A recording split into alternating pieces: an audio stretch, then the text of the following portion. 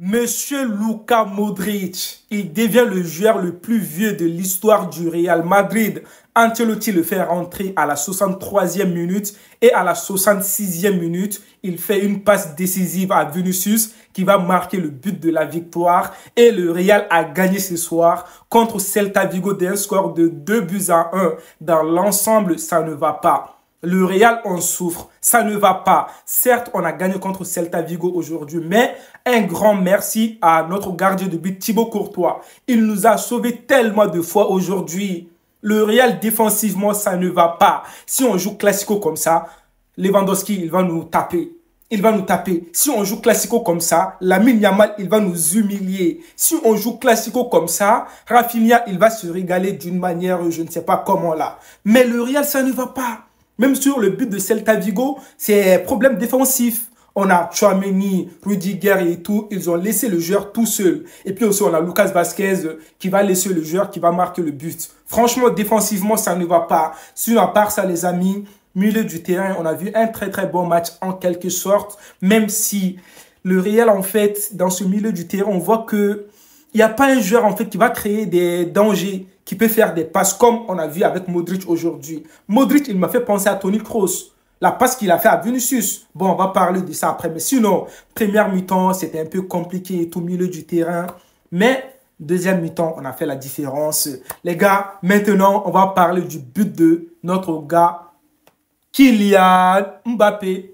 Oui, avec tous les problèmes que Kylian a en ce moment. Mais Kylian, quand même, aujourd'hui, il a marqué son but. C'est le plus important. On va regarder ensemble le but de Kylian Mbappé. Voici le but de Kylian Mbappé ce soir. Regardez ce but-là. Oh là là, ça m'a fait du bien ce but.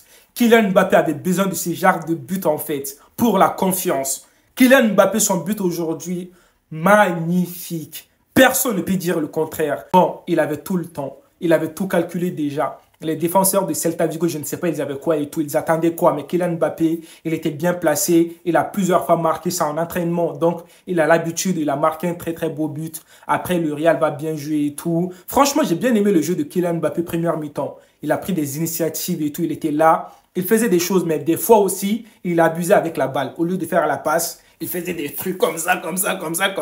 Fais la passe. Et puis aussi, Vinicius dans ce match et tout, des fois, ils font des choses inutiles en fait. Faites des passes. Même à un moment donné, Vinicius a eu une occasion. Au lieu de faire la passe à Bellingham, il va faire ses dribbles et tout.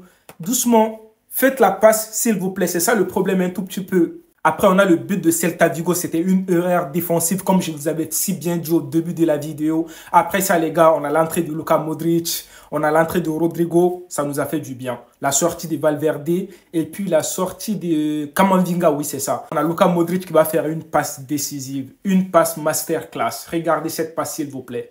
Ça m'a fait penser à Toni Kroos. Merci, Luka Modric. On a besoin de ça dans ce milieu du terrain. C'est ça que Valverde n'a pas pu faire aujourd'hui. C'est ça que Bellingham avait du mal à faire aujourd'hui. Mais Luka Modric, avec toute l'expérience qu'il a, il va donner la passe à Vinicius. Vinicius bien placé. Franchement, le but de Vinicius, le futur ballon d'or et tout, il va mettre le but. Après, Vinicius va faire quelque chose là, les gars. Je vais vous montrer la célébration de Vinicius. C'était un peu, quand même, Vinicius, quand même un peu de... Au Schumann. C'est-à-dire un peu de pudeur, quoi, tu vois. Mais regardez ça, s'il vous plaît. Regardez la célébration de Vinicius. Mais Vinicius, doucement.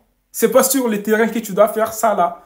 Et Vinicius, toi aussi. Même si je sais que tu es en train de lancer un message peut-être aux Barcelonais pour le Classico. Mais quand même, cette célébration, c'est pas joli à voir. Voilà, ça c'est mon avis. Bon, il fait ce qu'il veut, c'est son choix et tout. Mais franchement, je n'ai pas bien aimé cette célébration. C'était un peu gênant, tout simplement. On est content, on a 3 points maintenant. Barça va jouer demain. J'espère que Barça va perdre demain. Comme ça, au Classico, on va les taper et on va prendre peut-être la première place du classement. C'est ça mon souhait. Oui, les Barcelonais, je vous dis clairement. Donc, on a gagné aujourd'hui une victoire. En fait, je t'ai dit comment on a gagné. Je ne sais même pas comment on a gagné le Real aujourd'hui. Parce que on a encaissé tellement d'occasions. C'était compliqué. Mais Thibaut Courtois nous a sauvés. Donc, les amis, dites-moi votre avis dans les commentaires. Qu'est-ce que vous avez pensé de ce match du Real contre Celta Vigo? Moi, quand même, je dirais que c'était un match moyen. On n'a pas fait un très bon match et tout. Offensivement, Vinicius et Mbappé, là, ils ont eu des occasions. Ok, ils ont marqué but et tout, mais il y avait tellement de déchets techniques. Ça ne va pas trop. Il y a encore du travail à faire. Bellingham aussi, son positionnement, on ne sait pas où est-ce qu'il doit se placer et tout. C'est un peu compliqué. Défensivement, ça n'allait pas. Thibaut Courtois, merci beaucoup. Donc, c'était ça mon avis par rapport à ce match, les amis. Allez, prenez tous soin de vous et la paix sur vous. À la Madrid, les Barcelonais, on arrive. Préparez-vous.